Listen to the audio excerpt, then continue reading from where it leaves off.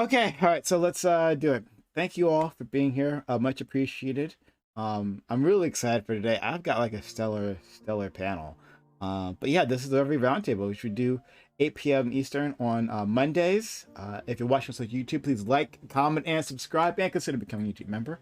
Hitting that join button as well, and consider to be a YouTube member, helping us out that way. If you enjoy getting this content 7 nights a week, well then please consider becoming a YouTube member. It really helps us out a ton. Okay, I'm gonna introduce everyone. One person to do it. It's a band ship. Really, just about I'm about to say his name last now. Wick. Wick at the top. He should be first any which way. Wick, thank you for being here, buddy. Nice to see you once again. How you doing? Oh, so far so good. But the night is young. Let's see how it goes. Okay. Next we have Fabian Liberty Scott. All right, Scott of Fabian Liberty, really. Thank you for being here. We haven't seen him in quite a while. How are you? I'm doing all right. Been super busy. Been doing a bunch of different stuff. So yeah, I'm Scott from Fabian Liberty, anarcho-capitalist duo stream. We do a bunch of debates, a bunch of stuff, and super excited for Thursday. We will be interviewing the Libertarian Party New Hampshire Twitter users, as well as Jeremy Kaufman, the CEO of Library and board on the Free State Project and Libertarian Party senatorial candidate for New Hampshire. So should be a lot of fun. Next we have Synth. Synth, hello. Hey, you've been on a few times, and I've really enjoyed having you around. So thank you for stopping by again. Thanks. I'm Synth. You can find me on YouTube at youtube.com/SINTHE. I'm also the in-house left-wing debater for a channel called The Crucible, which you should also check out. And then we will go to our friend Katie. I'm super excited. I'm always like pumped to have Katie around. It's like a special treat for me. So Katie, thank you for sharing a bit of your time with us. Yeah, I'm happy that we're done with One Piece and we can move on to more cheerful, happier topics. Did you say One Piece? So I have a few theories that I like to go over. Thank you. Next, we have my friend Eucharist. Eucharist is here. Oh man, like I hit Eucharist up all the time. I hit him up all the time. I want this guy's opinion on stuff, right? It's a delight to have him around. He's like overall just like a nice person, you know. Unlike some of the other riffraff I allow in here. But he's like a genuinely cool person. So thank you, Eucharist, for stopping by. Don't speak too soon, Prime. I'm gonna make you mad again. So it's good to be back. Yeah. Okay. Next we have Dionysus, fantastic mod, helps out a ton, and also really actually a cool dude. Even though he's gonna say something terrible that's gonna like, oh my god, it's gonna raise my blood pressure. Thank you, Dionysus, for being around. Appreciate the invite. For people who don't know me, I'm Dionysus, center right, chat's favorite mod and hater of One Piece. It's like it's always great when your enemies list writes itself. So thank you so much.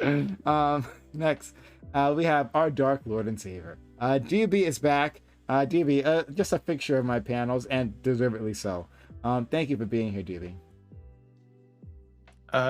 Thank you for having me, and we're looking forward to it. All right, and then last is Bam. Okay, moving on. Let's get started.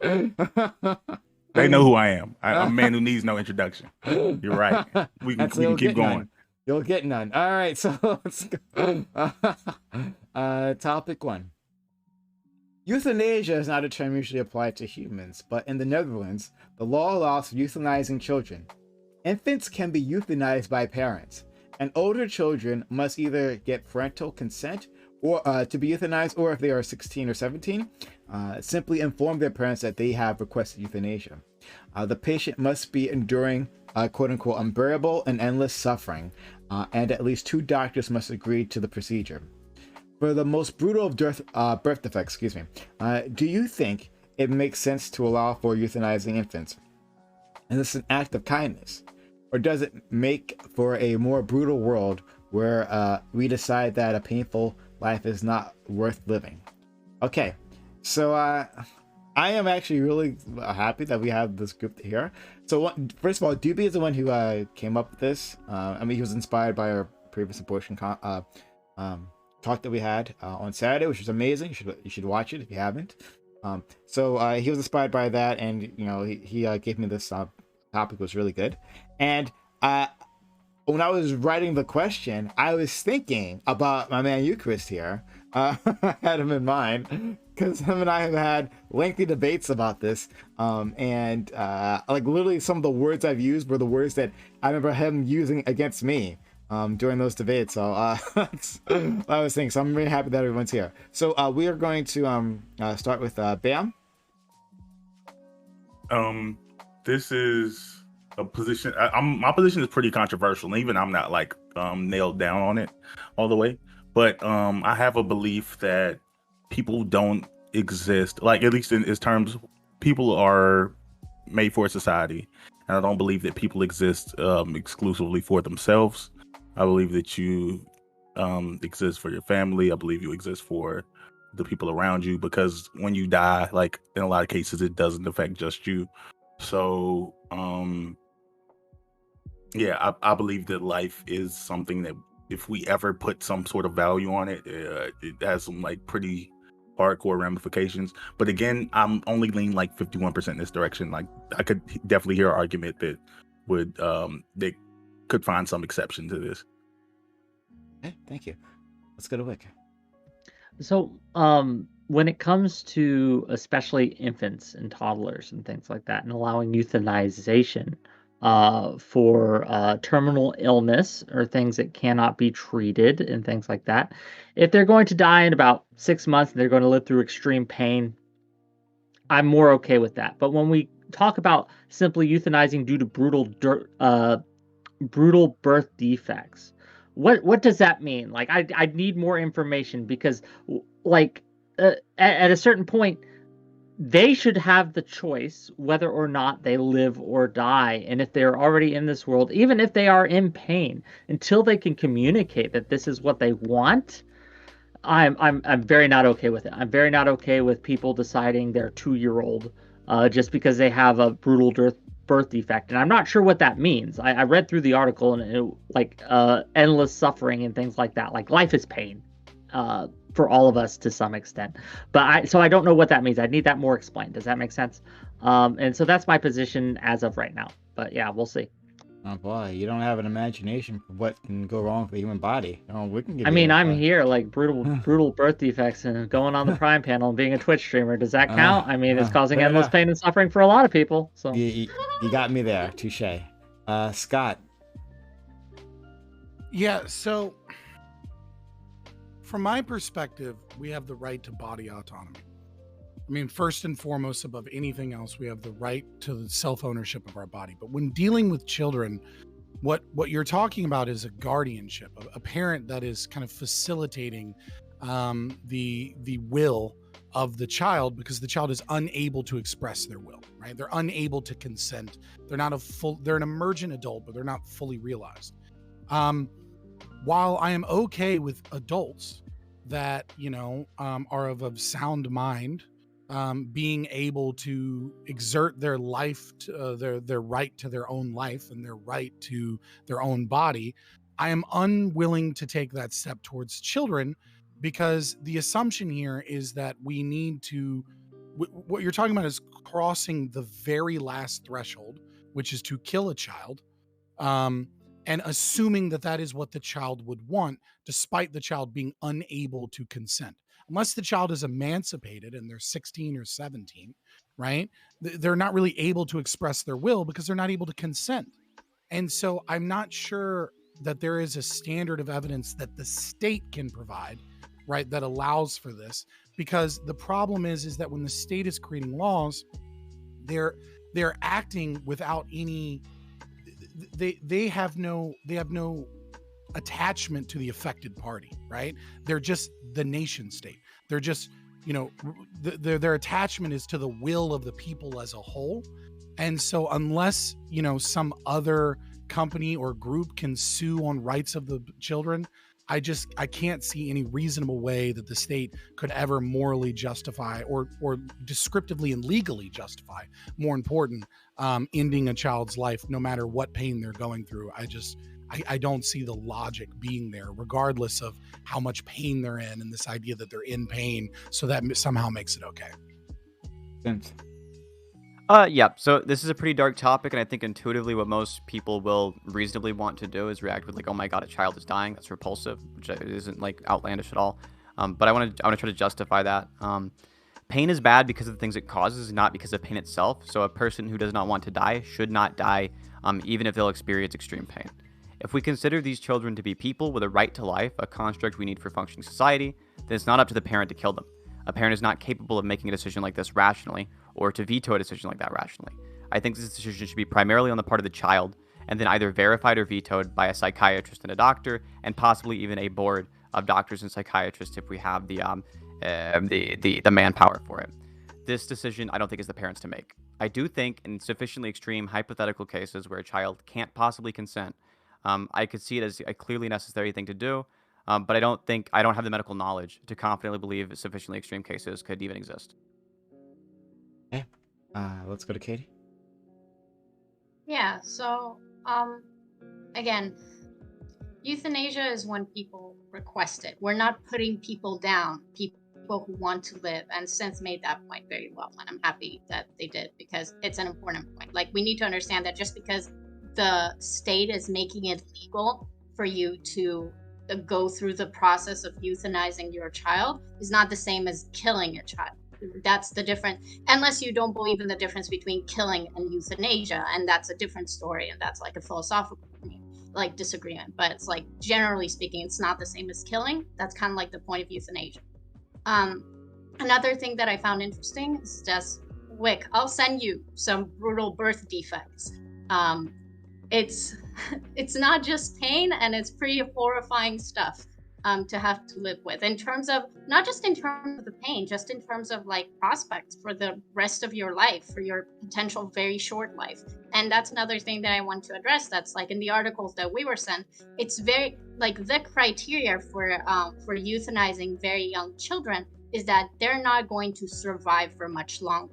It's not people who has the potential to like ask them in 5 years how they're feeling. It's people that their life expectancy is like a few months, as far as I understood it. So that's like something that needs to be taken into consideration. And the last thing that I want to say, and that I'll try to get into, is that when we talk about euthanasia and animals, we seem to be very easily convinced into this concept of like, oh, it would be cruel to leave this animal to experience this pain. Like, we don't want to do that. We're helping them. But suddenly when we cross it into humans, things kind of change for us. Obviously, it's more personal. But in terms of like not being able to consent and stuff like that, if you argue that children are not able to consent, then that's the same case with animals. So I would want some like logical consistency in that way, that at least tell me that you're not then that you're objecting to like euthanizing animals as well because they can't consent to it. Yeah, that's what I want to say. You, Chris, please.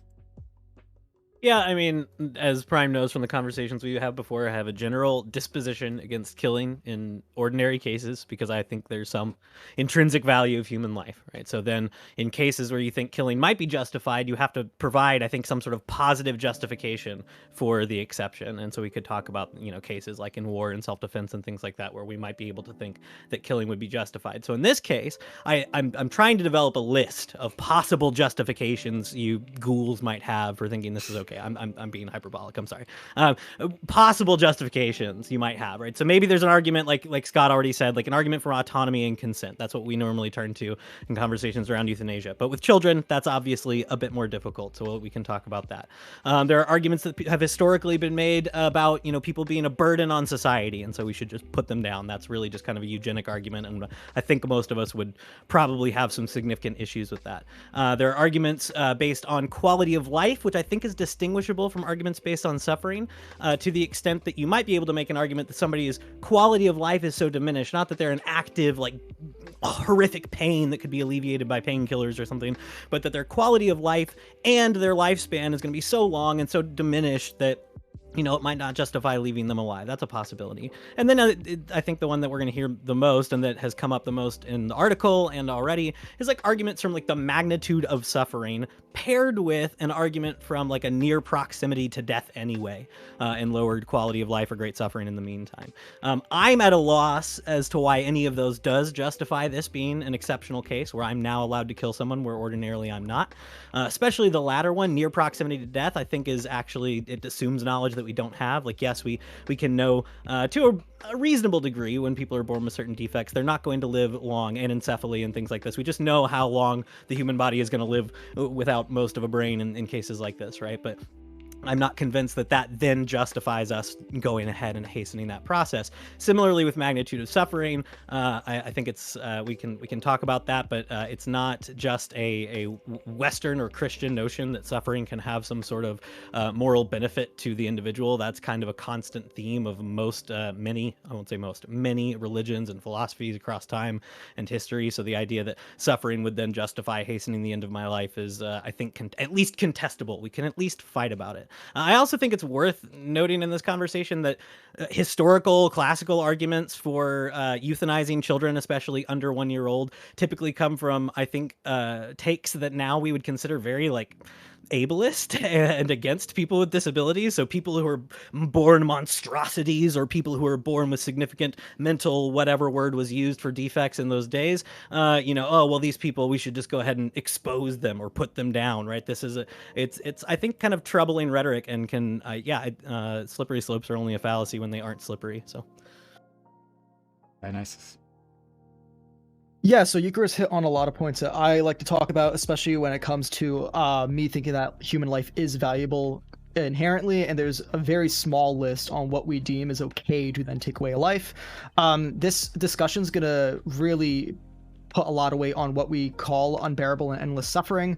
Some people put mental fortitude in that as well as physical. Mental, I'm not for on board whatsoever. You have people like Fabian who's probably for self-autonomy no matter what, and then you have someone like Katie who hinges a lot of her arguments on physical as she already has done. Physical, maybe you might be able to get me. Physical, you might be able to give me if like you have a list of, crazy birth defects for children that's like a percentage of a percentage of a percentage and they're guaranteed to die. For physical, for the most part, I'm against it for the most part, because for a lot of shit we do have some cures or some remedies that can ease pain and that might be able to edge you out on like a successful end of it versus just trying to get rid of you entirely. I do think just the death of people do cause a lot of suffering in general, so I'm not a fan of euthanasia. And finally, our man Doobie, who again was one who came up with this, and thank you, Doobie.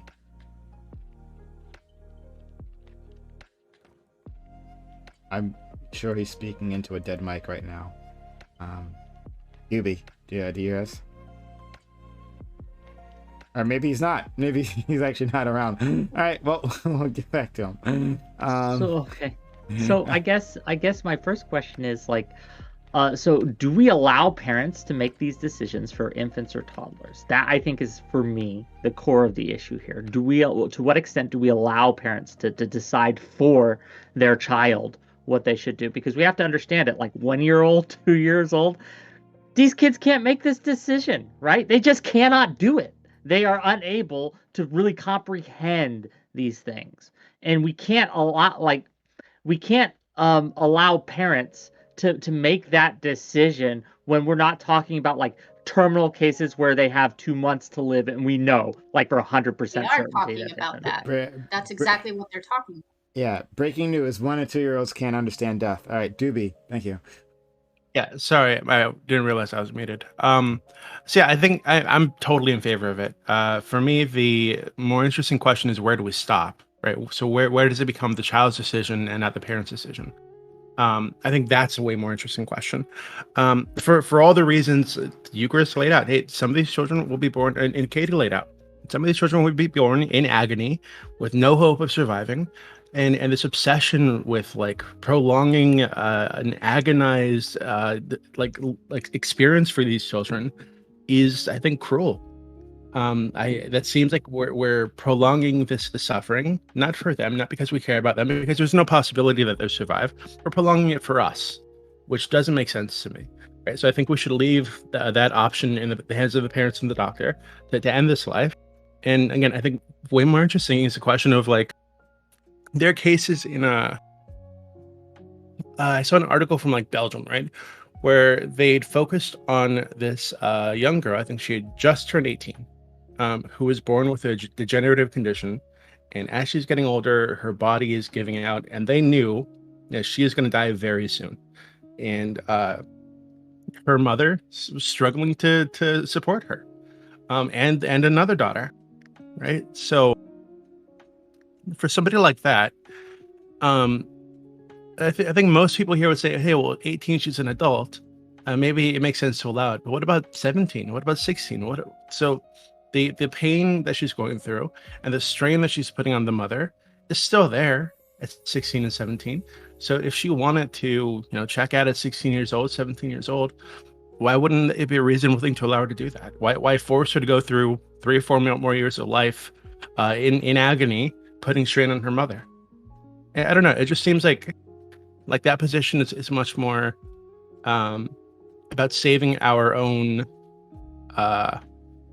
sensibility, our own sense of morality, or sense of what's good, and less about what's best for the children.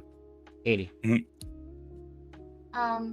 I think that, so Wick, I first of all disagree with you that what you brought up is the core issue, and I agree with Doobie that I think the question of where do we stop is a lot more interesting. As far as I was reading from the articles that we were linked, I found it was very interesting that now they're extending it from 1 year old to 9 years old as well, because they already have something above that. And I do agree that for me, the question of when can a child consent versus the parents must consent is a lot more interesting.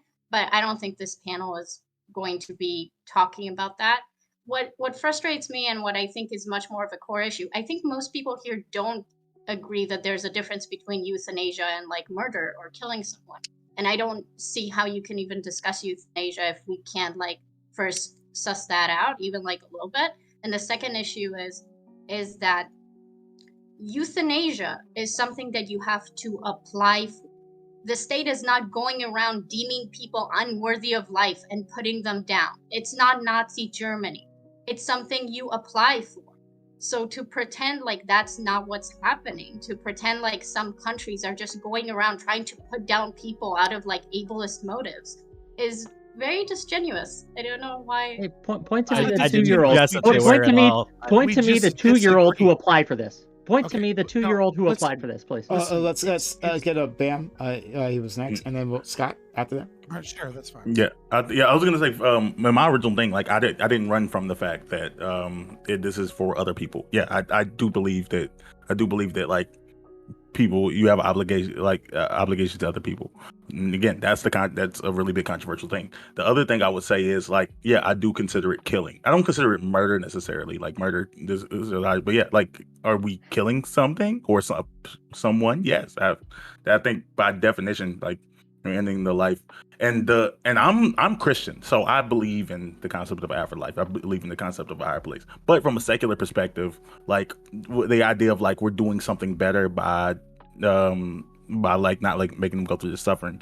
From a secular perspective, the question would be, you don't know. Death could be agonizing, even in the what we consider to be the most peaceful of cases.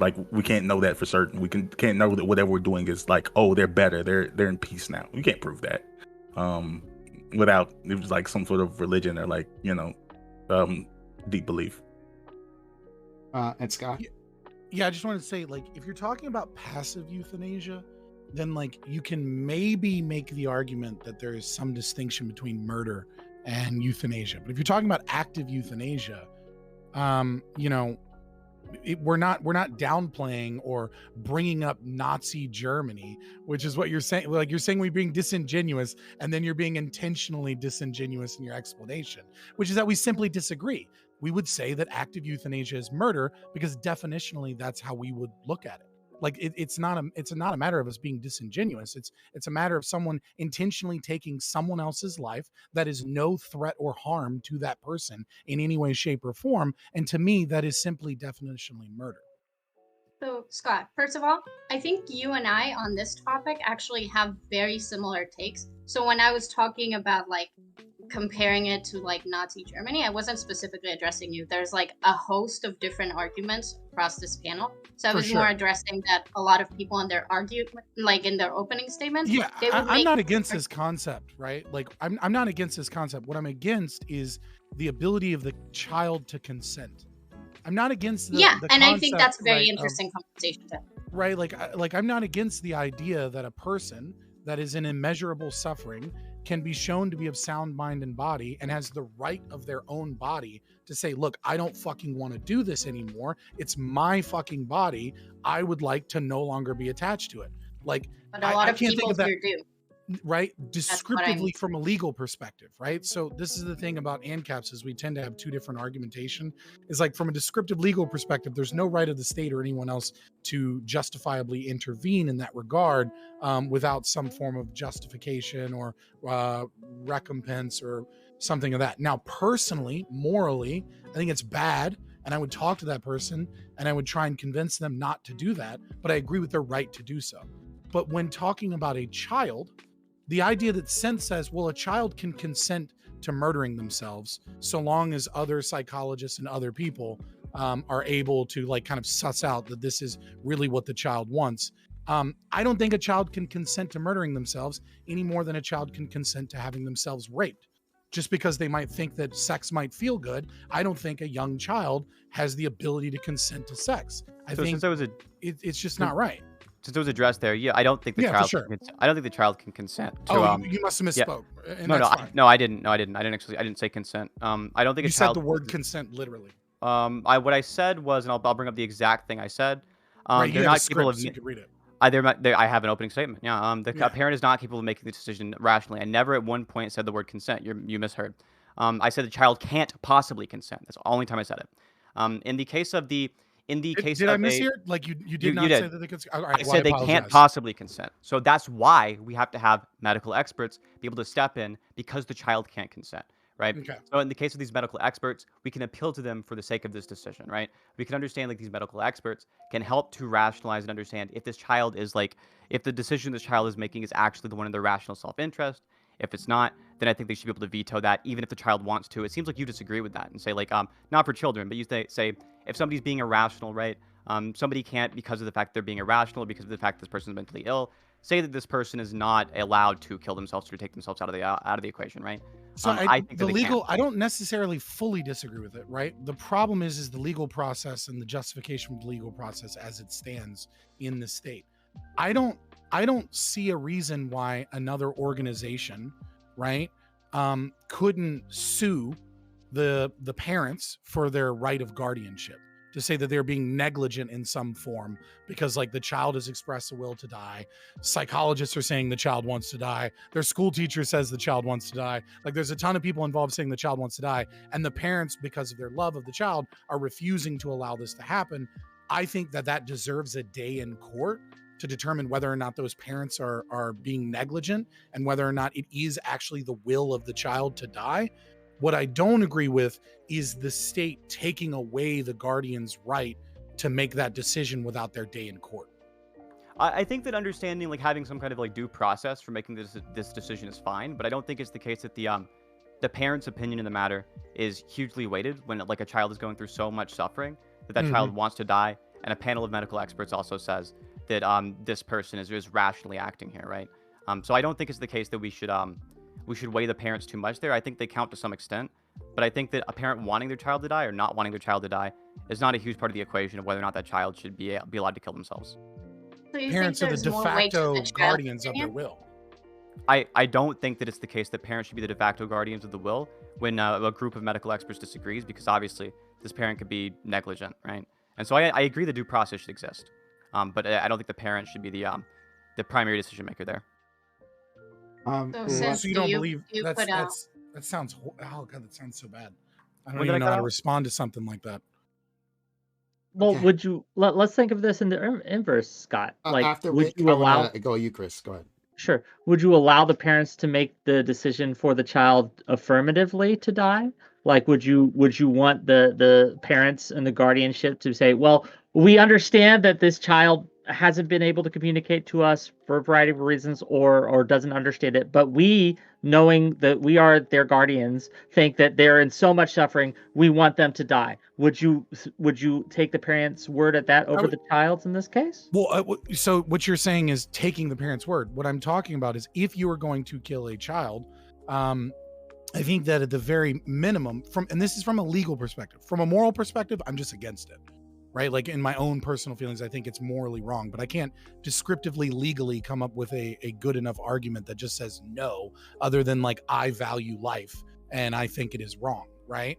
But from a legal perspective, I think like the grandparents, for example, could just as easily sue those parents for guardianship and say, look, these parents want to kill this baby, right? And then we can have a due process thing. Like someone that is a party to the individual in question needs to be present before an action that is literally going to take their life is acceptable. And I think the parents are the default guardians of their will, right? Or the adoptive parents in a certain situation, right?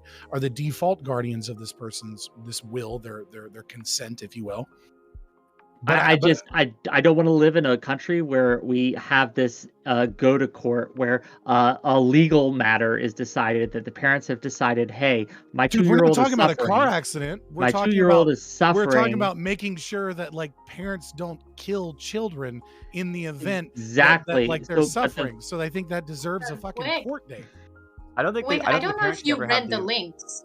Like the euthanasia cases in the Netherlands, they're clearly stated that there's a life expectancy there. It's not like the child is meant to grow up to be an adult. They have a few months to live, and then there's a deliberation about the level of suffering that they're having. And usually, but we're talking about this in the abstract as well. We're not just pointing to this single country, this single instance. We're talking about this in the abstract as the moral scale. So we're drawing it back a bit from simply this one particular law to the concept in general. And people have extended the concept in general, not just to where a terminal patient, but people who are experiencing extreme pain and suffering and quality of life. That has been mentioned here. Okay, but the problem is that when I'm talking about that, I am addressing the specific law that we're talking about, because I think that you and I would agree that if the child has a few months to live, so the life expectancy isn't very high, and there's a certain threshold of suffering, you might be on board with me that maybe the parents do have the right to be able to apply for euthanasia. Maybe I feel like that gives less reason. Like if we're so sure that they're gonna die soon, then I think like let life come to. I don't want to use natural, but yeah, let them suffer. Absolutely. Again, because why? It's not. Because why would you let them suffer? My appeal isn't to themselves. My appeal is to everyone else. I believe that. So how does it benefit everybody else? Because I'm saying that I don't believe that life is intrinsically valuable, but I think it's good for society that we make it. So I think we should socially give this value to life. I'm saying that if problem though. You're saying if life is valuable just on its own, right? With not taking account into account whatsoever the quality of the life. Okay, so what if a lot of these children, because they're in agony, they're screaming every moment they're awake, they're sedated the time that they're actually alive, right? So you would leave this sedated infant to suffer for as long as possible because you think that's like a valuable life that should be protected. Yeah, I think it that just once seems we like start you're prolonging suffering. You're prolonging suffering Yes. for this weird, like abstract idea that doesn't actually benefit anybody. Because we don't even. Again, as I said before, I don't think we have proof that the after effect is better. We're under an assumption. What's up? So I expand that question, but I do want to get to you, Chris. So if the people around the child would say that they're also suffering because of it and they're not gaining value out of the child's life, would you then be okay with euthanizing? No, because again, it's not about the individual; it's about society. I'm saying society is. So it's not even about the people surrounding the individual; it's about societal. Society. Okay. Yes, I think society should. I think a society. If we make decisions that we cut corners on like where we value what we consider to be humans and sentience in society, I think it can have some long-term messed up ramifications. Okay, let's go to you, Chris. Yeah, I don't know who is being disingenuous or suggested that currently these like Nordic and Scandinavian countries are just roving around executing random people on the basis of somebody's predetermined conditions. What I said was I'm asking for a positive justification for this being a case that overrides our general presumption in favor of the idea that me ending your life is wrong. Give me a positive case for that. And one positive case that has historically and is still being offered is burden on society, which, yes, I called eugenic. Like that is but I'm not suggesting that that is currently what is happening. In the similar sense, right, I said that like historically and still happening now, one of the ways that this has been applied is in the case of physically or mentally disabled people who are going to have some sort of reduced quality of life. So I like, again, sounds very eugenic, and again, I suggested we should at least be sensitive to the possibility that there's maybe some ableism built in there. Okay, so and then I don't think anyone's being disingenuous here, but I am looking at the articles, which I did read in advance, but I think there's a you might be being a little disingenuous here, where actually, like in the first case in the Netherlands particularly, right, there's 3 categories of neonates and infants that can be considered for this. So one is infants with no chance of survival who are likely to die soon after birth. Again, I think there's like some philosophical challenges there with what we actually know about prognosis. The second category is infants who are sustained by intensive care but have a bleak prognosis. That has no timeline, right? Because the case that this protocol is based on was a child who had a prognosis of skin cancer that would take her life in 5 to 6 years. So suggesting that it's just, oh, well, they're just going to live for a few days, maybe a few months, and those are the only cases we're talking about, I think that's disingenuous. It's not. That's not what we're talking about. We're talking about from 1 on until these cases that already exist of 16 to 17 of when and who can intervene and decide on what basis we can kill this person. And I don't think it's disingenuous to suggest that. Respond? Yes, please. Yeah. So when I was saying about disingenuous, and maybe I came off a little bit too strong, and I'm sorry about that. What I meant is that I am usually the one making arguments about ableism and how I don't like how people. I was in an argument, a heated argument with Doobie a long time ago about he was talking about like aborting people who are going to have all these kinds of defects, which I'm terribly against. So I'm usually very like on board with these arguments. The problem is that when it comes to, and first of all, I might have misread, and it's like I apologize for that. So what I'm referring to is specifically stuff that are like terminal, but I also think that like if we're going to start now, I do think that like if you have 5 or 6 years and that's your prognosis, that is terminal still. But it's not a few months for sure. So that I misspoke. Right? Yeah, I'm gonna let other people speak. So, okay, the other thing you said earlier, that I also want to accept is, I don't care about animals. I don't believe, I consider animals to be lower beings than humans. Like if someone wanted to put a like baby chick in their mouth living and just like munch down on it, like I think it would be gross, but yeah, I don't think we can. I think it would be super inconsistent for me to have some like value for animals. Yeah, even though I love my dog. I would Do you kill mind all if the I dogs in challenge the world you to now? save one baby. Okay. Every single dog in the world. Unless, That's like, weird. to We might me, get it's a off moral the- value of 0 compared to a human. We might get off the topic a little bit if we go down this route, but No, Katie's for sure. original I'm claim just is- saying, Yeah, like, I would. Katie's original claim was when it crosses over from animals to humans, it changes, and people are okay with putting animals out of their misery, right? Morally, they're okay with doing that. The Yeah, answer that's is what I'm you saying. are Like too, to right? me, I'm okay with euthanizing animals, and Okay. morally, I have a different position for euthanizing humans, because I would literally kill 1 million dogs to save 1 human life. To In me, this a case, So dog you has a don't moral care value about. of 0. So you This don't is care about analogous. euthanizing animals. You don't care about taking animals out of their suffering. You just don't care about animals. That's not the same thing. You would be just euthanizing an animal and like taking it out of its suffering is out of like usually care for the animal or like having empathy or whatever. If you're just willing to kill the animal as is, that's not euthanasia. I'm sorry. Like you can Hey, you're call speaking it that, about but it it's as if it's like breaking like a plate or something, right? I think Well, he no, just you thinks said- they're this lower is, than and this humans. is what I mean with you this said that you were- conflation of well, like euthanasia no, is the you same as said- murder. You like, said no. I would hope that you would be logically consistent, right, in saying that if you're not okay with if you're okay with euthanizing one, you have to be okay with euthanizing the other, and vice versa. And I'm just simply saying I am logically consistent because I You don't don't care. consider animals to have a moral value. I That's have fine. no problem with people killing the dog because it makes them feel better. Yeah. Okay, in just that because it That's makes them. fine. So any treatment towards a dog is morally justified so long as it's not like harming another human in the process. I think treatment towards a dog that is an animal that can lead to psychologically maltreatment to other humans Other than is that, no. one that has it right. So like if someone was to like, let's say, torture a dog sociopath or something. or like a sociopath, right? Like that is behavior that eventually could be transferable to humans. And I think that shows an issue because like we know like a lot of serial killers start by like killing dogs and things. So I think we have to have a moral issue there. But my moral concern is not what occurs to the dog. It's just the My moral psychiatric effect. concern Yeah, is the the issue is effect and how it occurs. I There's a do one want to to bring human. it back to the exactly. argument at hand instead of the animals versus. Yeah, we don't want to go human down the thing. veganism I route. Oh, really for do sure, not. for sure. Yeah, Like, yeah. please, Yeah, So- please, for the there's love of all that's holy. Yeah, Yeah, just a second. Just Can I ask just, Katie no, a I question don't on care what about. she said in I response really to don't me? care about the vegan. yeah, thing. exactly. Let's go to Eucharist and then Katie, and if anyone else, yeah. Yeah, Katie. Like So I that, think that okay. I would just like help my place in the conversation. And so you mentioned like the terminal diagnosis, so like 5 to 6 years. That's still within bounds for you. And I'm wondering, is that like a terminal diagnosis paired with some sort of like extreme physical suffering, or is it terminal diagnosis compared with, you know, as an individual, I can't contemplate living like this, or, you know, guardianship, we can hassle all that out. But is it the terminal diagnosis that makes the intervention permissible, or is there some sort of added quality that allows us to intervene here?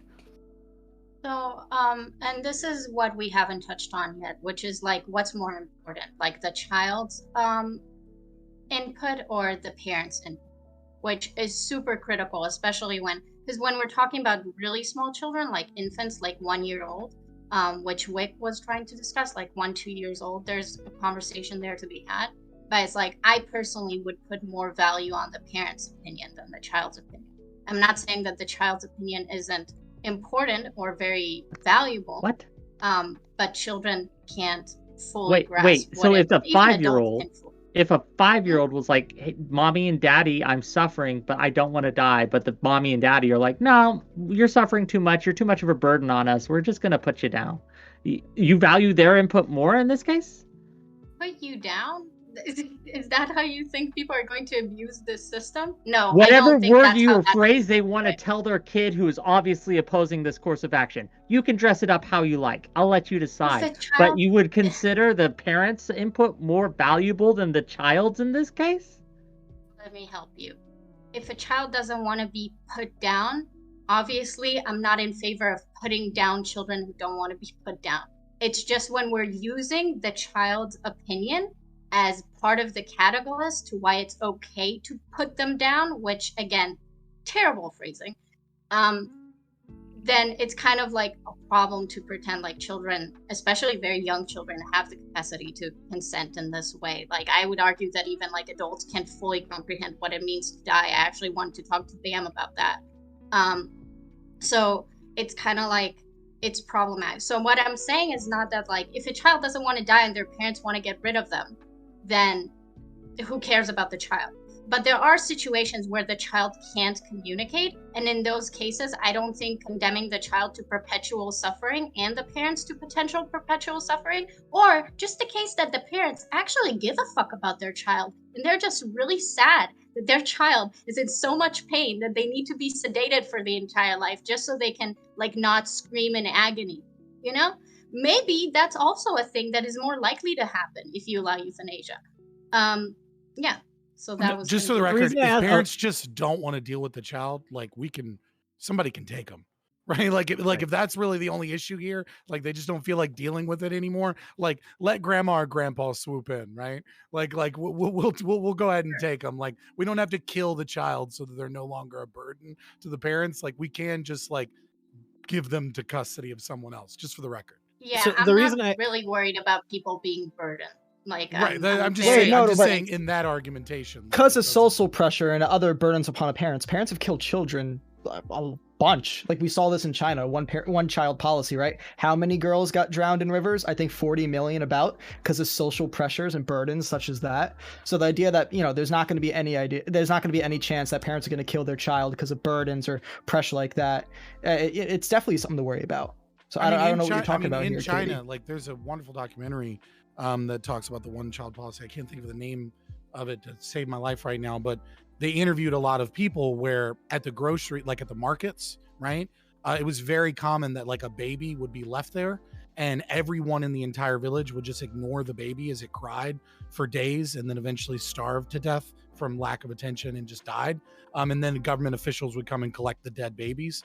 And everyone in the entire community just let a baby die at the grocery store because, you know, they didn't want to get in trouble with the government. So, I mean, like, really bad? that's obviously an extreme situation compared to what we're talking about here. But obviously, like, these things about whether or not we kill a children, I think the point is in some way, shape, or form socially like managed in some regard, right? I mean, like, if we take an extreme case, we can see that is the case. So to what degree is that play in our current situation? I don't know. It's an interesting question, though. That the threshold of euthanasia is already a pretty extreme case? Like, in the links that we got in Belgium, where they have passed a similar law, in the past, like, 10 years, there have been 3 children who were euthanized in, like, a decade? It's not, people aren't, like, murdering a bunch of, like, children who were born to, like, people who couldn't finance their children. It's not what's happening. No, I'm not It's saying very... that. I'm saying when we have an extreme limit case, as Dionysus brought up, right?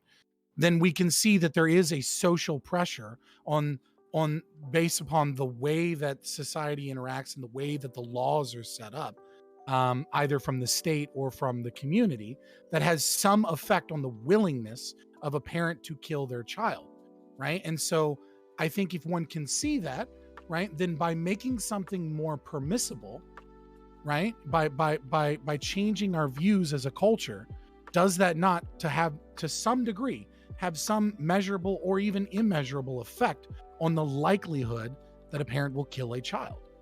I guess I would They have may been not have a done little- so before.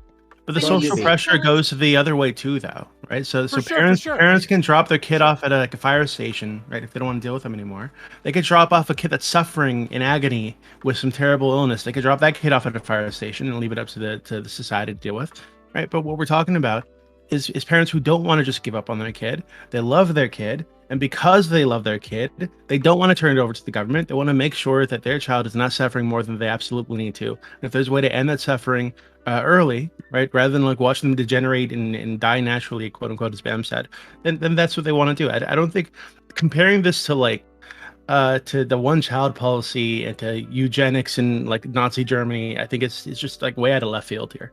It's Like, not out what- of left field. We're trying to establish a very simple thing that you're not engaging with, and instead, right?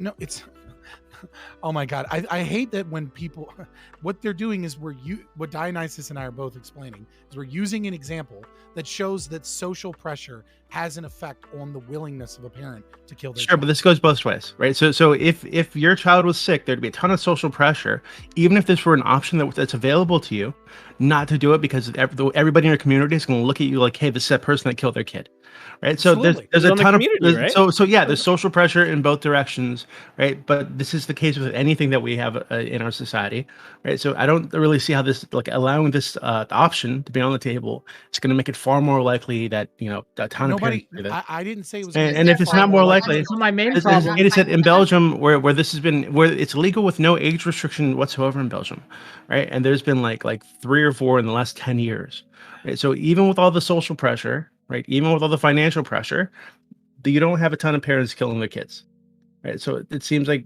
that slippery slope just isn't real. so my main problem with all Nobody of this said a slippery slope. is I'm calling it a slippery like- slope. Oh, The main- God, you're such the main a problem I pivotal ass have with all of sometimes. this is that when we allow other people to make life decisions for others, like that will literally end their life, and when you have parents who, under any condition, other than like very, very, very extreme niche ones, are saying, "I'm going to allow my child to die, to be euthanized," or whatever word you want to use here, and the child doesn't get input into that, whether they can't or whether they are opposing it or they can't understand for whatever reason, I think that's morally wrong and I oppose it. But what if they can't understand because they were born with like a malformed brain, right? That's just like a lump above their brainstem, right? Enough to like live, technically a body that's living, but not a body that will ever do anything. Should we just simply maintain this body that won't do much of anything, or should we decide like, okay, this child, while viable, is just not going to have any sort of quality of life? And so if you remove the sentience, I think you have a different argument. Like I wouldn't consider it human anymore. That they're not human anymore. Well, I don't know that. No. So it'd be just like killing a dog or like breaking a plate. It's just like a thing that you can just step on. Oh no, I'm saying if you remove sentience, because if sentience is my big argument, like what we consider sentience is my big argument for I'm pro-choice in that regard. Like if that was something wasn't a factor to consider on like what is the like what we consider human, where we draw a distinction, then I couldn't be pro-choice. So yeah, simply because we wouldn't value that kind of like life. Killing a dog or breaking a plate. We wouldn't value like, that quality of life. That I wouldn't value that quality of life doesn't mean that the other person in that's actually whose life is going to be ended wouldn't find some sort of value in it. We can't know. We don't know. Okay, I'm right? sorry. I think you don't understand what I'm saying. You don't understand what I'm saying. Okay, maybe this person is not going to have upper level thinking, right? Like you're thinking that they at some point will be able to contemplate when they grow up, like even in some sort of simplistic way. I'm saying no, that even if this body can like grow up if maintained by the outside world, right, that it still will never gain that ability. Like in that case, and this is a very extreme case, this is obviously a very rare thing, but like that's a very extreme case. Even in that case, you think this body that I think is human, you think that is worth like maintaining? And if it is suffering, if there is some sort of suffering reaction, we'd never know. Well, the problem is that your prognosis is based off of a probability of what will occur in the future, right? So when you say this person will never have upper level thinking, like, I don't know, Elon Musk just bought Twitter, like maybe neural net's coming out next fucking year, and like my dude is gonna have upper level thinking once. I'll engage with your question. Wait, hold on. So you're saying that we should leave brain dead people connected and alive in perpetuity because at some point neural net's gonna come out. We might be able to fix their brain. Like, is that what you're saying? I don't believe in prognosis. I appreciate you. The doctor said you're going to die in 2 years. Who cares? Maybe you won't. I appreciate that you are. I mean, it's true. Maybe you won't. I appreciate that you are trying to strawman me. I'm not trying to strawman you. That I didn't give. All I said was the problem with that prognosis is that you're engaging in probability. I'm not saying, in nowhere, shape, or form did I state that we should keep everyone on life support for as long as possible, always, and that we should all find a way to pay for that somehow. What I am saying is that you have to recognize that when you say this thing will never happen, what you're doing is you're making a guess off of probability. You're not necessarily making a statement of fact. Sure. Okay. So I just want to answer Prime's question. In Prime's hypothetical, where you have a lump above the brainstem, right? And there's no, like, save a miracle, there's nothing that's going to happen that will fix this baby's brain, and that they're, even if their body ages, they're not going to be able to do it. Advancements have been called miracles every step. Okay, again, you're doing it again, right? So this is why I asked you earlier. Would you say that if somebody is brain dead and hooked up to machines, and that's the only way their body is like alive, quote unquote, because we actually illegally consider brain dead people to be dead, would you say that it'd be reasonable to keep this person like that alive with those machines for as long as possible, because neural net might come out or scientific advance might come out that saves their brain? Because it seems like that's what you're saying. It seems like you're saying that. It seems like you're saying. No, I'd like to finish. Yeah. It seems like you're saying that if we disconnected that person. Go ahead, Dibby. If we disconnected this person, because we're making an assumption based on like probability, we'd be in effect murdering this person unjustifiably, which is weird. All right. So your first question is totally separate from your second question. Your first question is it reasonable for someone to maintain the life of this person because in the future there may be medical advancements that could save this person's life. That is perfectly reasonable thing for someone to do. Your second question is it murder to take them off of this thing? And my situation in that is that anytime you are actively doing something, that is murder. But when it comes to passively, I don't know that I would necessarily define it as murder, but contributing toward that person's death without them being able to express their will, I would consider to be something that you would need to pay recompense for, or would be some form of murder, probably definitionally different. But if we had gone through a process that had determined to the best of our ability that this person's will had expressed that they wanted to be taken off or that they should be taken off, that wouldn't be murder, that would be acting on the wishes of the individual. So this is strange because it seems like you're saying that like if we didn't have like what do they call it? Like do not resuscitate DNR. Mm-hmm. And so we didn't know that this person wanted to be taken off life support. It sounds like you're saying like that what you just said will lead to a situation in which if the hospital or the family unplug this person ever, this might be considered murder, and there might be consequences attached to that, even if they're brain dead. Well, you just said this might be considered. Well, I'm asking you. I'm asking if that's what it means. Yes. When you put two mights and maybes in front of it, yeah, it's perfectly reasonable to consider that pulling someone off of life support might be considered murder, and there might. Well, I'm asking you. Okay, yes. Maybe I'll ask more directly. So, do you think that would be murder? Again, you're talking about an individual case. It would depend upon the merits of the individual case. In my opinion, we have an individual case, no DNR, right? Mm-hmm. This person is brain dead. Maybe they're in an accident or something. They're on life support. They're being kept alive by machines. The family wants to take them off the life support. Do you allow the family to do it? And if they do it, is it murder? And is there a consequence? I think that you should have to have some form of due process before you can pull someone off of life support. Some investigation. Okay, what would the due process involve? I mean, prognosis. Prognosis would probably play an element, sure. Anybody that had any information of their will or what it is that how they felt about these things would certainly play a role. The wishes of the family, I'm sure, have some level of regard, right? I mean, I think you have to do your best to determine what the will of the patient is, right? And if your best estimate of what the will of the patient is that this person would have wanted to be pulled off, then that's what you should do. Okay.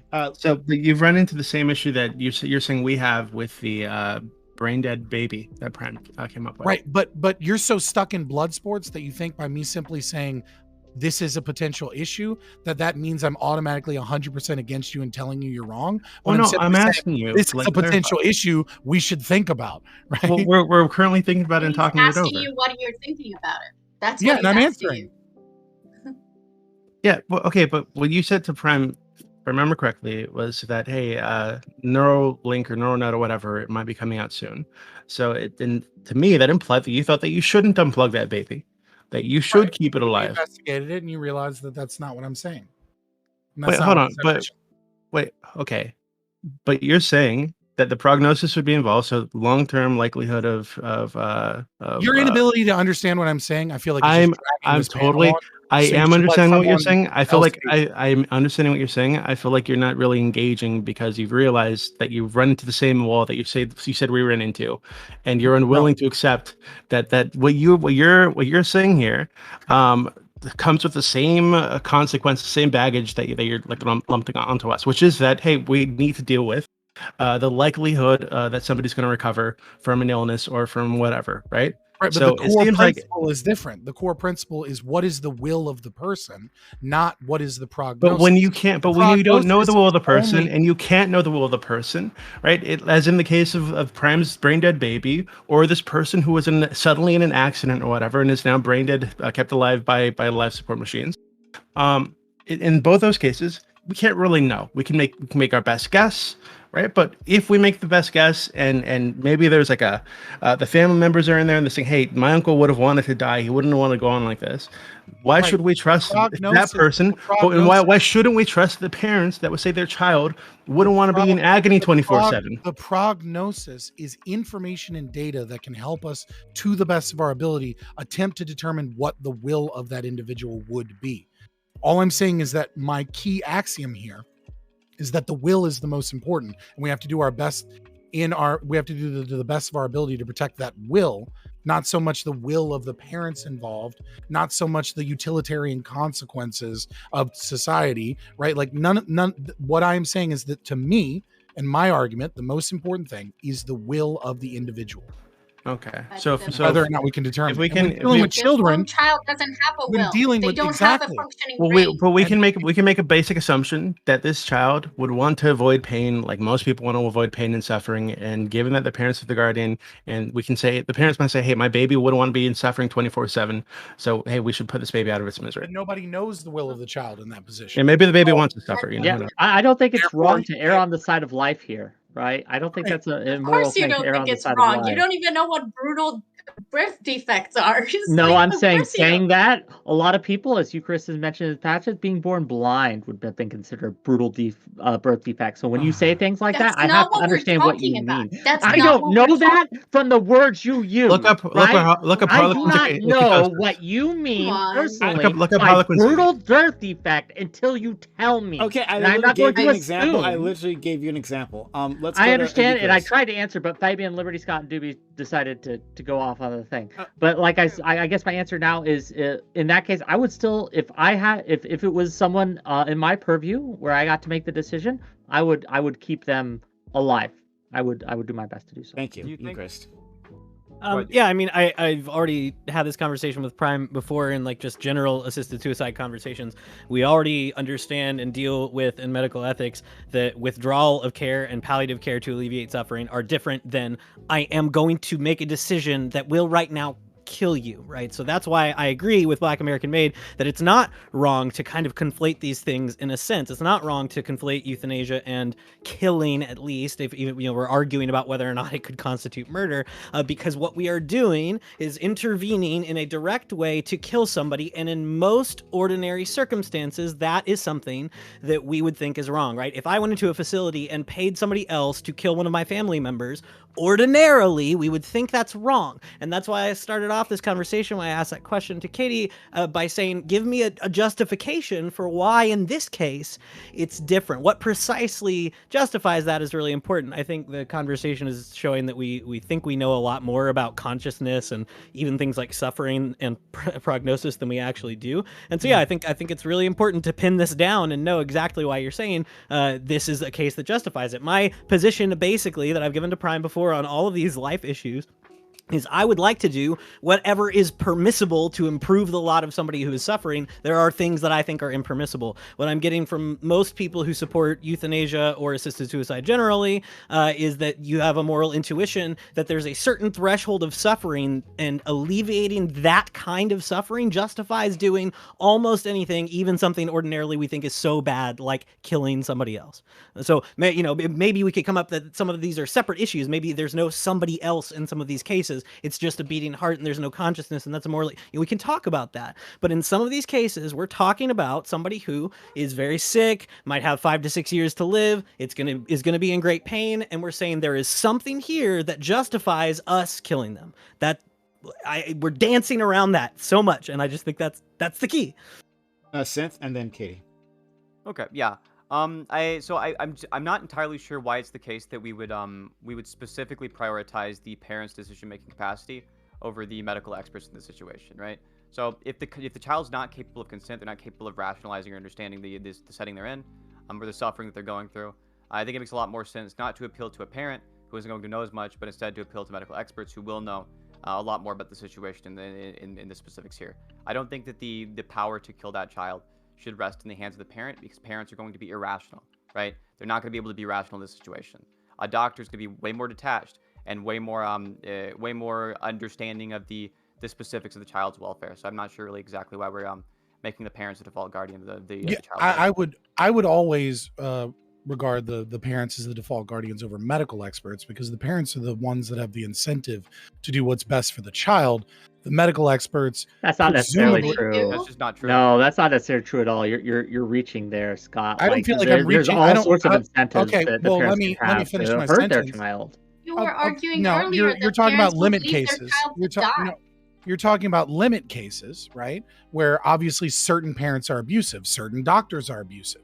You know what I mean? Like if we want to like go tit for tat on limit cases, like that's a stupid argument. What I'm saying is that the incentive structure is always for the parent to be presumed innocent until proven guilty. So if we want to talk about parents and whether or not they might abuse children, what you are doing is presuming guilt over parents as potential abusers and as potentially irrational, and then moving them over to some state-run or corporate entity or private entity. I'm not sure exactly what you would be advocating for when you talk about a panel of medical experts. But I would say that the individual that is most likely to have the best interests of the child in mind would be the parents or the adoptive parents or the guardians of the child, and that's why I would defer to them first and foremost. And I don't know that it's a strong enough argument.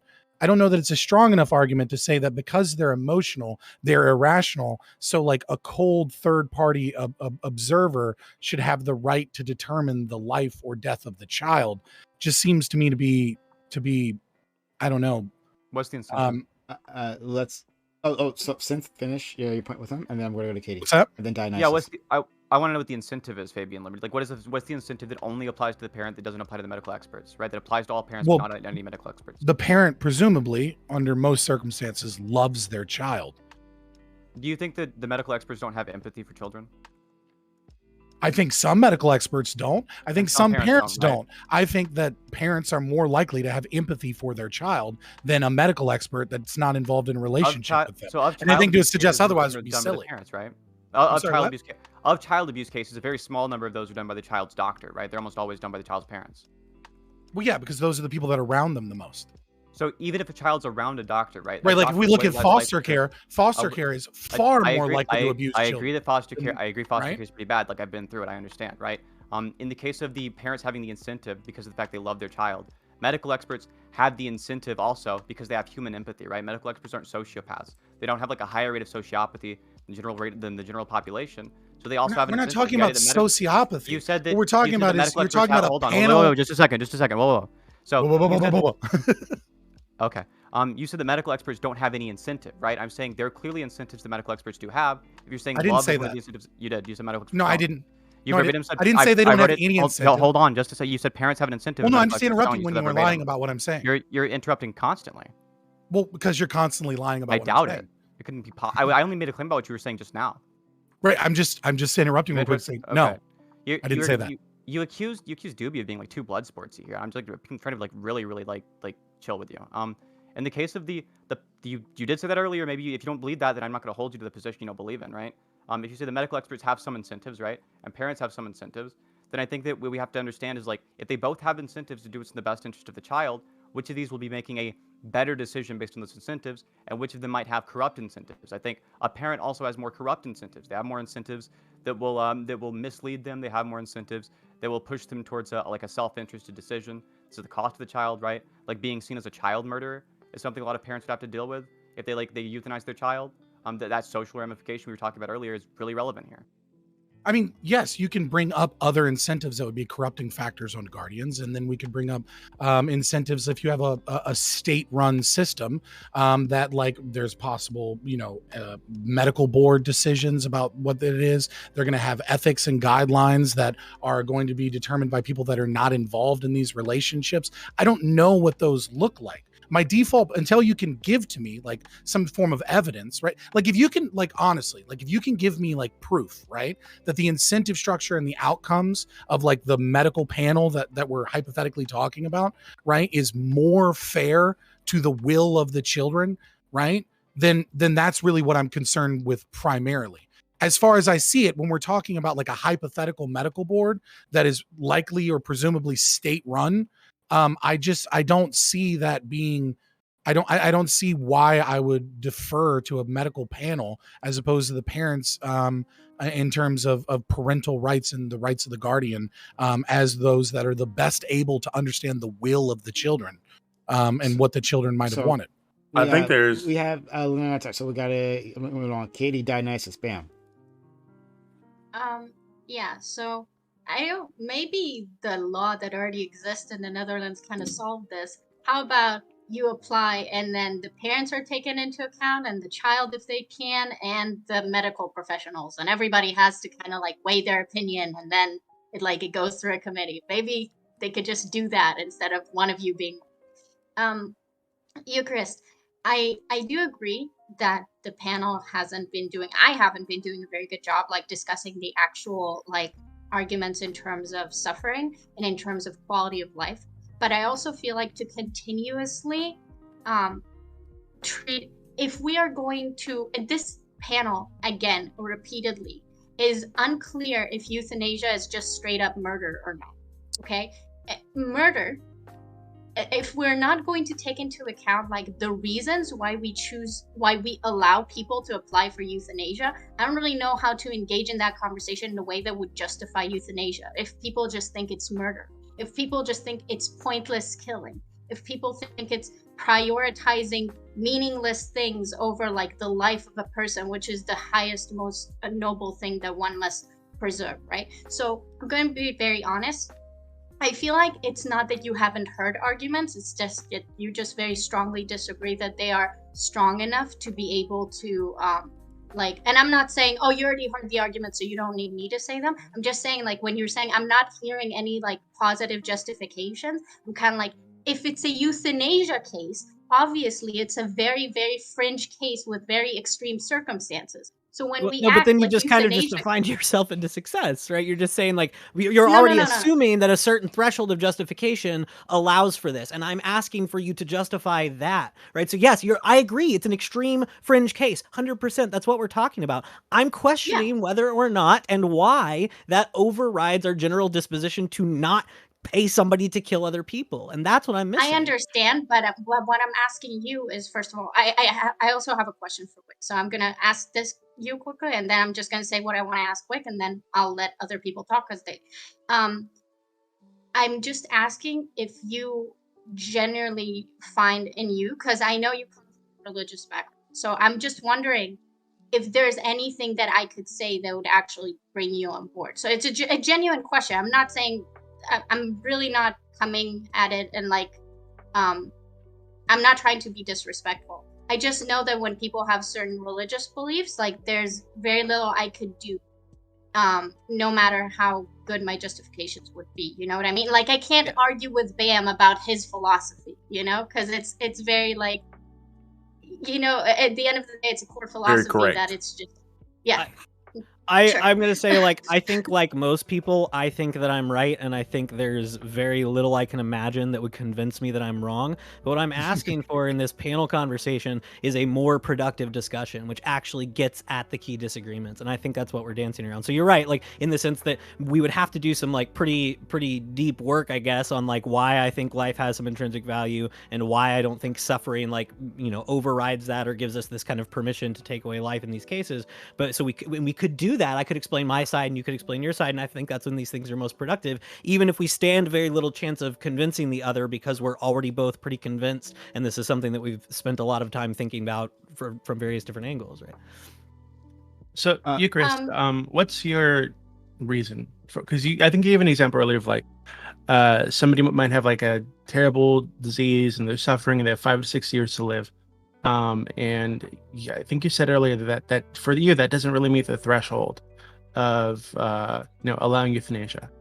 Well, why not? Like why isn't? Because for me, I have that predisposition, that positive disposition towards it in general. Aside from particular cases, it's not okay to kill, and you've got to tell me why in particular cases it is. And so but in that particular case, right? Yes, somebody who's suffering terribly that has expressed that they don't want to live. In some cases, in other cases, they cannot express that they don't want to live. But in some cases, they have expressed this. And so, like for me, it's like, what right do we have to say that you can't do this? right? That you need to suffer, even knowing that you're going to die in a few years anyway. You need to suffer through the last years of your life for some reason. Like I just can't think of a good justification for that.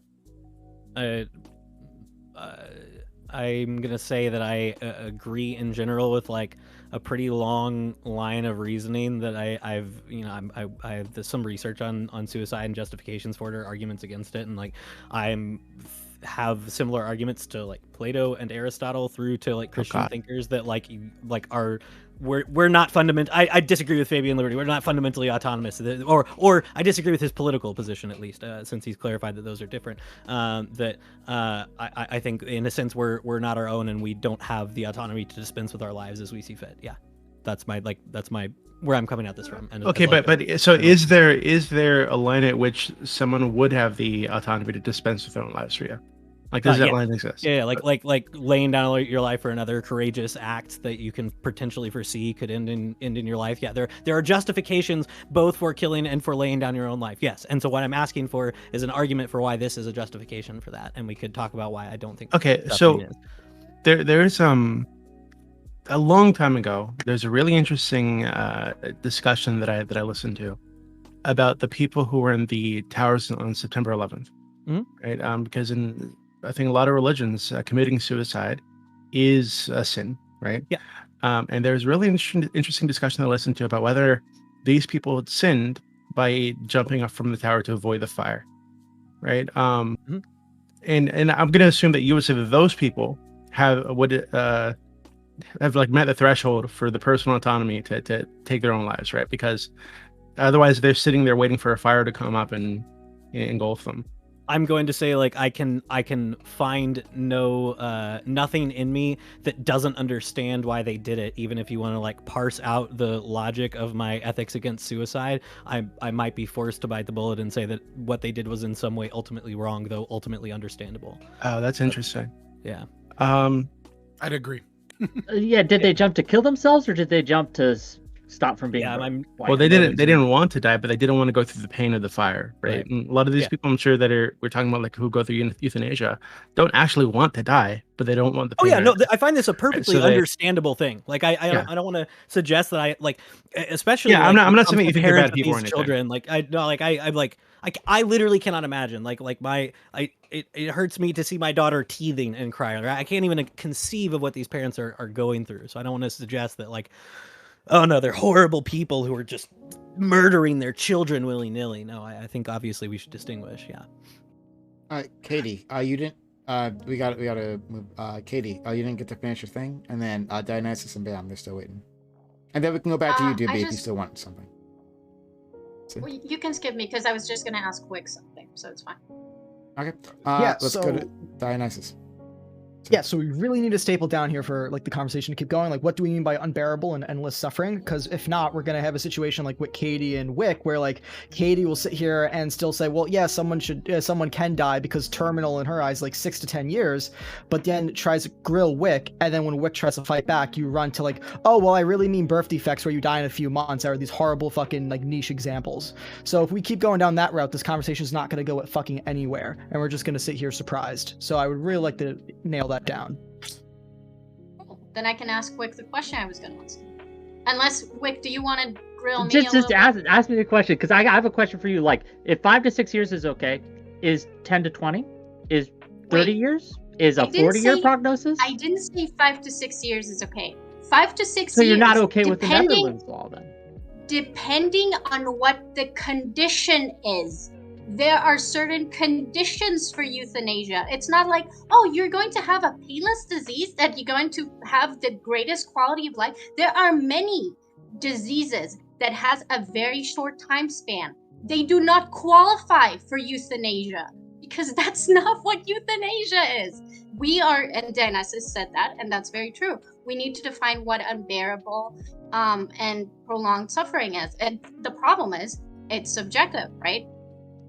If Eucharist is going to be saying that, like, it pains him very much to just see his daughter teething, and he knows the amount of pain that he goes through, like, experiencing that, but he says people that I'm not saying that you said that, actually, I'm gonna take that back. But if we're discussing people who are like Doobie's example are sedated for their entire life because otherwise they'd be screaming in agony, then you can either imagine that pain or not. And then you can either think, would I want to live in that situation or not? And then that might make you more or less sympathetic to that argument, but that's completely subjective.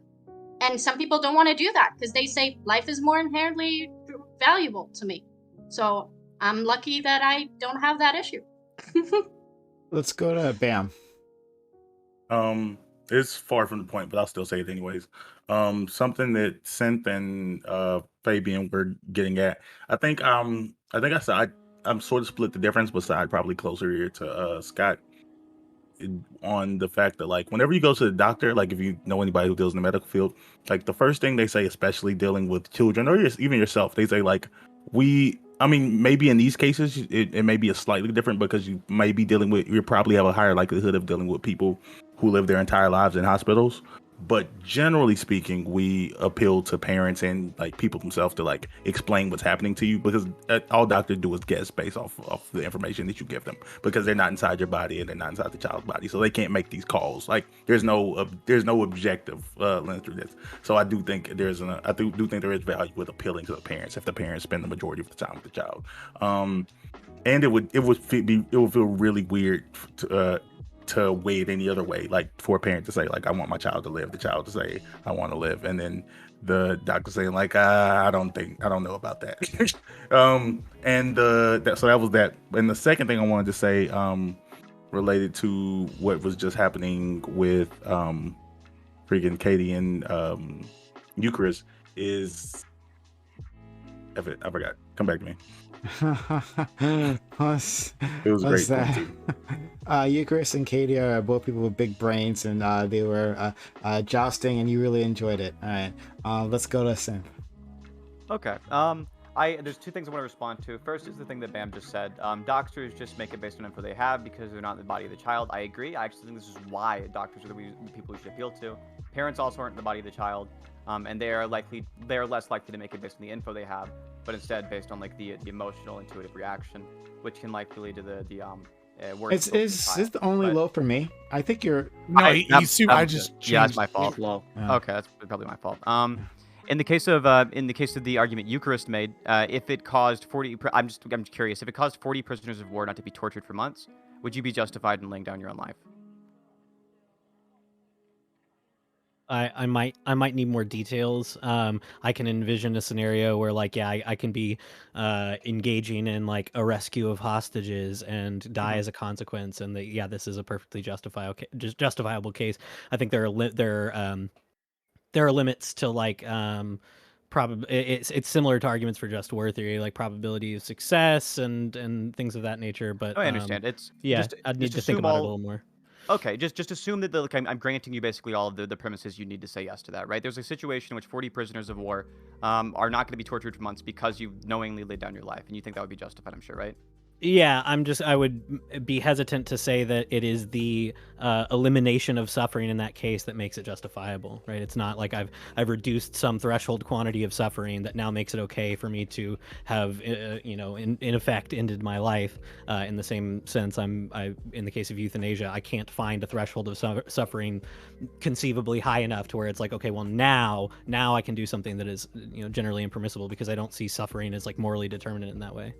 And is it just eliminating the virtue of like torture? So it's not about the actual wrongness of torture? I mean, yeah, it's no. I might need you to rephrase that, and I need to think more specifically about what I'm saying. Like, are they going to be tortured to death? Like, are they going to be tortured to death? Not in the script. This is a weird hypothetical. Why are we going down this road? No, it's just fine. I like these. Since you're great at these, I really enjoy these. These are fun. It's really relevant, actually. So in the case of the hypothetical, right? There's not tortured to death, right? They're just tortured for months. Let's imagine they're tortured like and to an extreme degree. Let's imagine they're not even tortured by torturers, right? You just have to lay down your life to like stop I don't know, like a runaway train or something from hitting them. If it's the case, the trolley problem. This isn't the same thing. No. Okay, there's a trolley involved. It's not the trolley problem. In the case of this example, right? If we're saying it's okay to lay down our life here, right? For 40 prisoners of war being tortured sufficiently bad for a month. What if it was one prisoner of war being tortured for 40 months? Well, no. I mean, with this qualification, I think I would want to parse it a little bit differently, right? If it's me, yeah, I'm gonna lay down in front of a train, and that act will stop their suffering off in the distance, or push a button to kill myself, and I know with full knowledge that that's gonna end their suffering. I think it's kind of different than the scenarios that I'm imagining, which is like, yeah, I think there's in extremist cases where I'm doing something dangerous to help or save other people, where I can possibly foresee that my life might end, and that's still justifiable. Okay, so you think of that in that situation, like no matter how many prisoners of war there was, it wouldn't be justified to lay down your life to stop the torture. I mean, yeah, just like in my ethics class scenario where I was presented with, with certainty you can stop a nuclear bomb from going off in New York City if you molest this little boy. I said, no, I won't molest the little boy. Yeah, it's the same case, right? And once I have this like firm moral intuition here, you can keep giving me the kind of crazy ethics class problems. But I don't really think it's the same as that action in which you're like actively doing something which most people would view as immoral, right? I think intuitively a lot of people would hear this situation and think like, okay, you're laying down your life for the greater good. You haven't done something morally wrong there, and it seems like you're saying you have done something morally wrong with it. Have I got that right? Yeah. I think this is it, in the limits within the limits you've described. It is a form of suicide that I think is wrong. Yeah.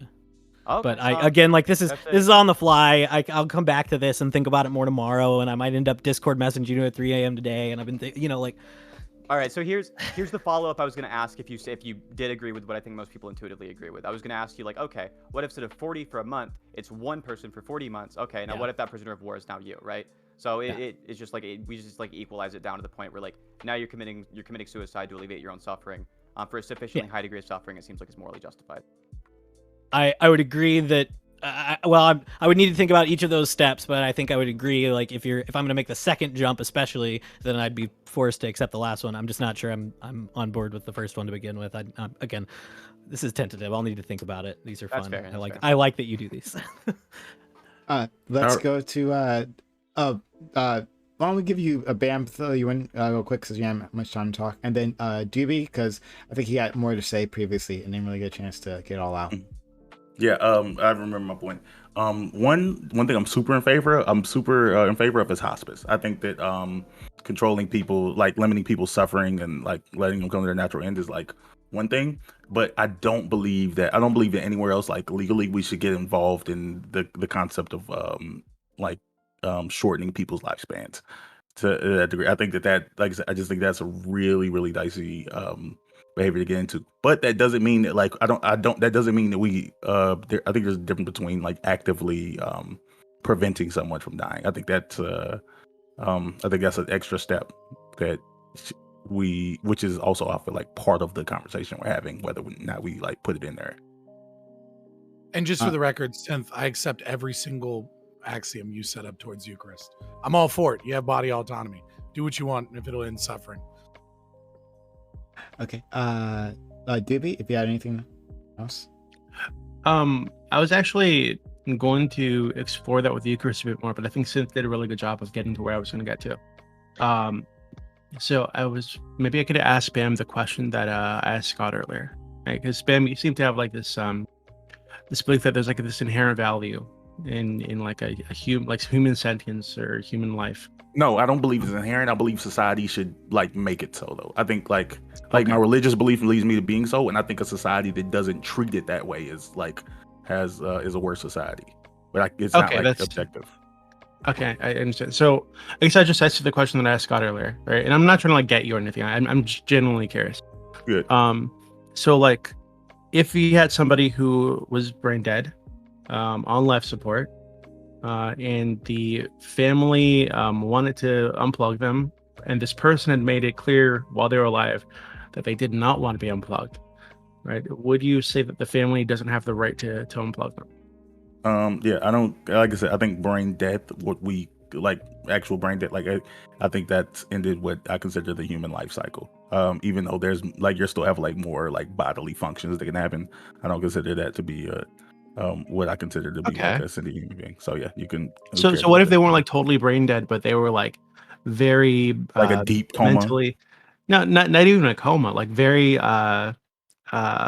mentally like what's the word I'm looking for? Impaired. You know, they couldn't speak, they could barely move, their body was barely functioning, and they needed support to do anything, right? And they had also had to be hooked up to machines to get by.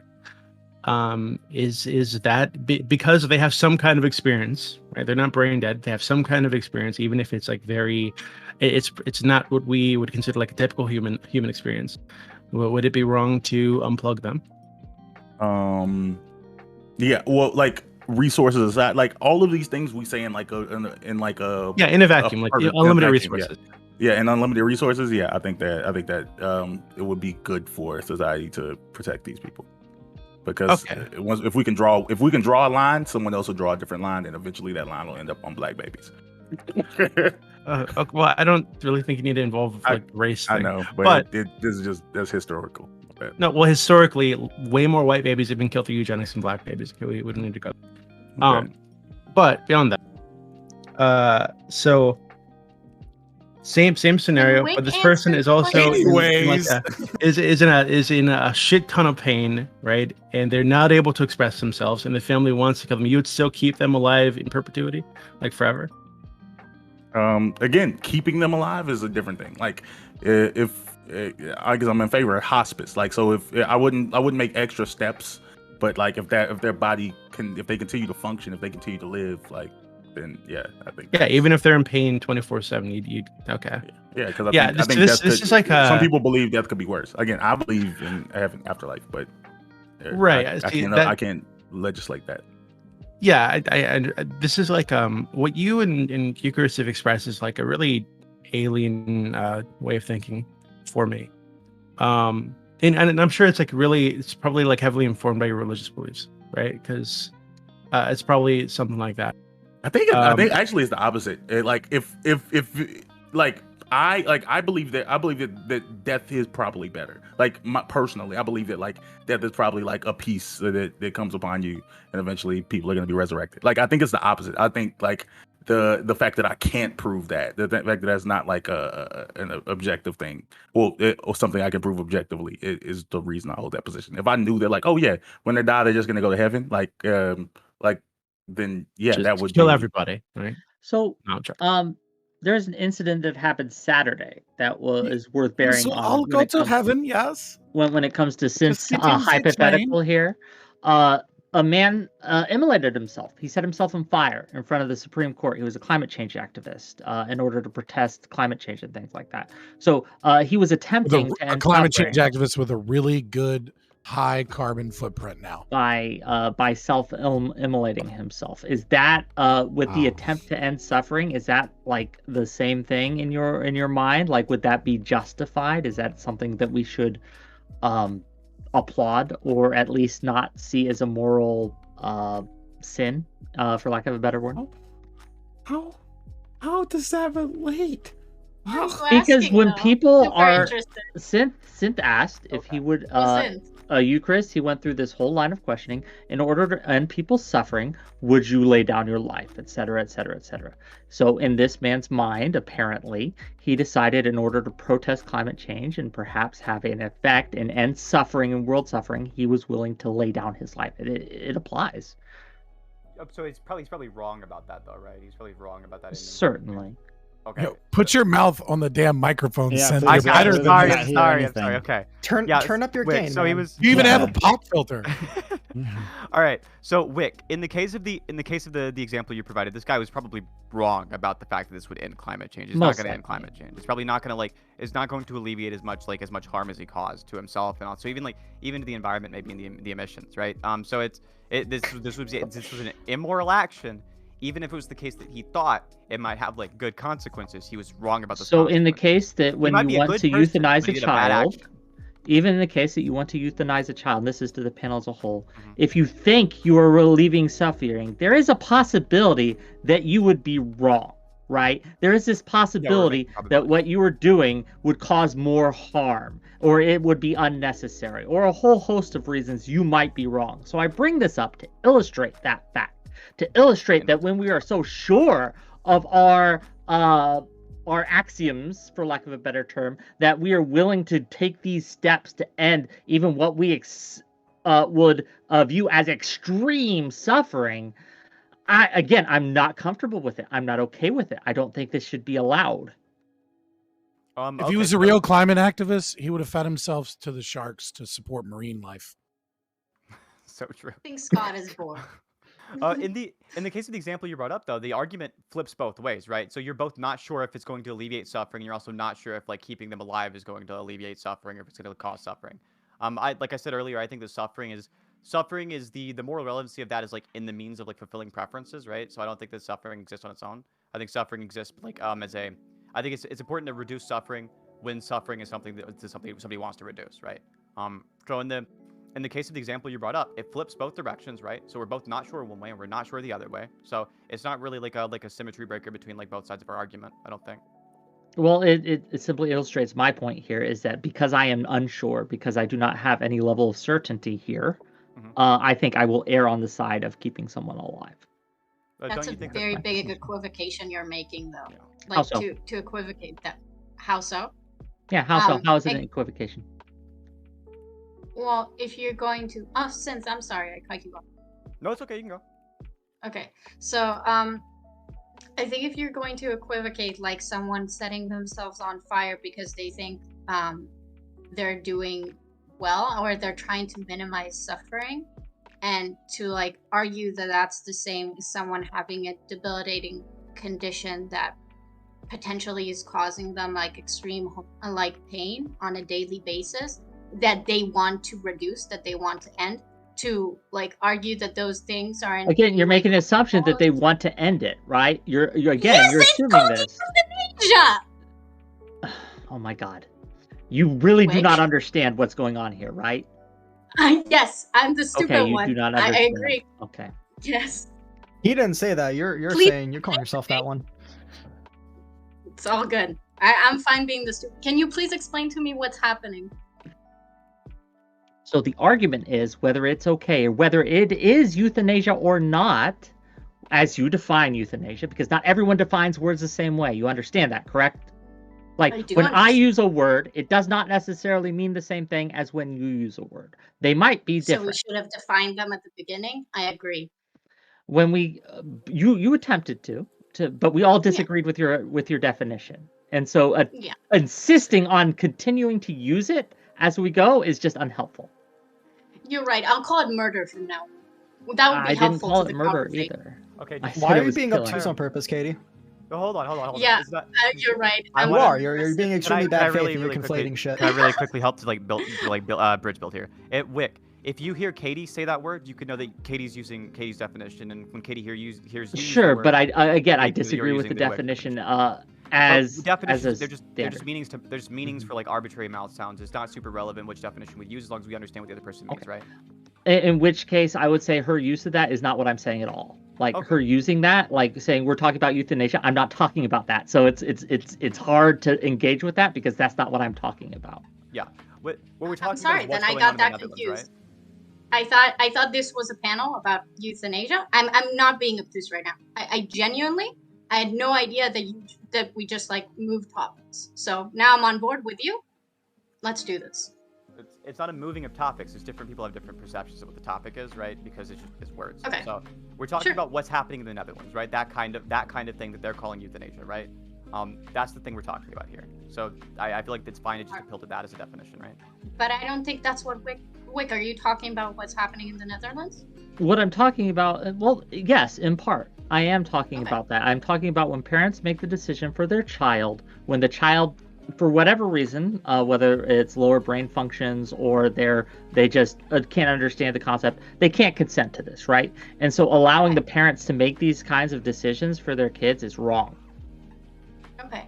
Which, Katie, you also somewhat agreed with too, as well, don't you? Didn't you agreed that if the child had said no to the process, like if they were able of communicating that verbally and non-verbally, you would be like the parents' say would no longer matter, right?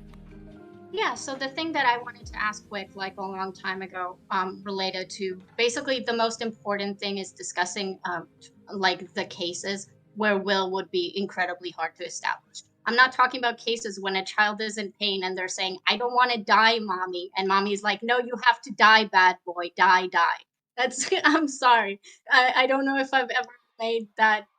I'm sorry that I've made that like impression. That's not what I intend.